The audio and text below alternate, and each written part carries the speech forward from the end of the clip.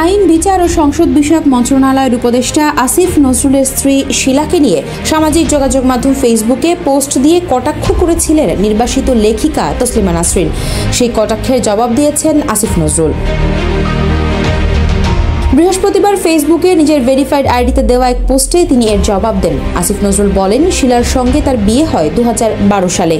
বিয়ের 2 বছর পর তাদের কন্যা আরিনার জন্ম। এর কিছুদিন পর থেকেই শিলা হিজাব শুরু করে। তাদের তখন একটাই প্রাইভেট গাড়ি ছিল, এখনও তাই। প্রায়ই সেটা সারাদিন ব্যস্ত থাকতো তাদের আগের সংসারের 3 সন্তানকে স্কুলে আনা নেওয়ার কাজে। শিলা ও তাকে প্রায়ই সিএনজি বা রিকশায় চড়তে হতো জানিয়ে এই উপদেষ্টা লেখেন, লম্বা ও ঘন চুল হিজাবে ঢাকা থাকার কারণে মাথা ভিজে শিলা অসুস্থ হয়ে যেত।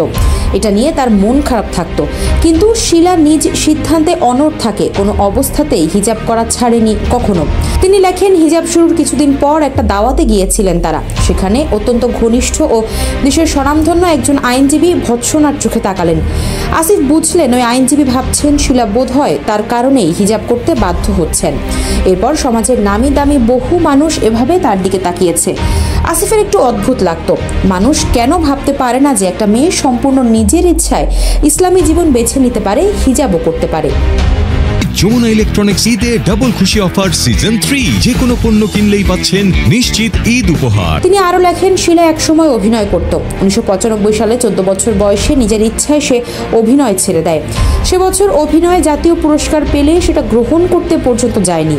এর বছর 5 পর 2000 সালে দাদার স্কুলের জন্য ফান্ড তৈরির কথা বলে তার বাবা তাকে একটা মাত্র নাটকে অভিনয়ে রাজি করাতে পারে। এরপর কোনোদিন অভিনয়ের ধারে কাছে যায়নি সে, বহু অনুরোধ পাওয়ার পরও। কিন্তু মানুষ তার অভিনেত্রী পরিচয়টা আজও মনে রেখেছে। অভিনয় না করে সে অনেক কিছু হারালো ভেবে সমবেদনায় উদ্বেল হয়েছে। আইন উপদেষ্টা লেখেন, এ নিয়ে তার বিন্দুমাত্র দুঃখবোধ নেই। একসময় অভিনয় করতো, এটা মনেও করতে চায় না। সে খুশি আছে তার নিজের জীবন নিয়ে। অর্থনীতিতে 2টো ফার্স্ট ক্লাস ছিল তার। বড় বড় প্রতিষ্ঠানে অত্যন্ত সম্মানজনক পদে চাকরি করেছে। এখন কাজ করছে ইকোনমিক অ্যান্ড কমার্শিয়াল স্পেশালিস্ট হিসেবে সবচেয়ে প্রভাবশালী দূতাবাসে। প্রখর মেধা, প্রবল আত্মমর্যাদা বোধ আর কঠোর ঔচিত্যবোধ সম্পন্ন ও পেশাগত জীবনে অত্যন্ত সফল একজন মানুষ শিলা।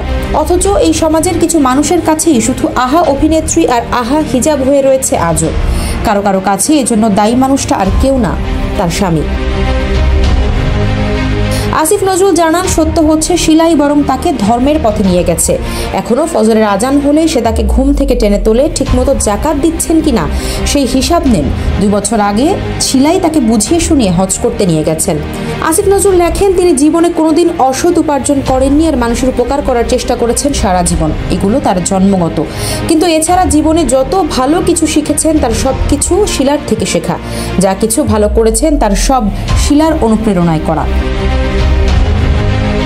তিনি আরও জানান, অপবাদ, মিথ্যাচার, হুমকি, ষড়যন্ত্র তাকে একটুও বিচলিত করে বা মর্মাহত করে। তার স্ত্রী চুপচাপ কোরআন নিয়ে বসে, অনেকক্ষণ বসে থাকে জায়নামাজে। শেষ পর্যন্ত কোনো বিপদ থাকে না আসিফ নজরুলের।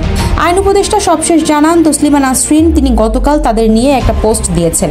তিনি দোয়া করেছেন তসলিমার জীবনে হেদায়েত আসুক। কোনো একদিন আল্লাহ তাকে ক্ষমা করুন। সেদিন তসলিমা বুঝবেন এই রেশারেশির জীবনে খ্যাতি, ধনমান, ক্ষমতা এসবের চেয়ে অনেক বিশাল আল্লাহর দয়া।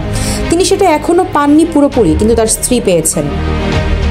আফসারা নাজ, নিউজ ডেস্ক, ইত্তেফাক।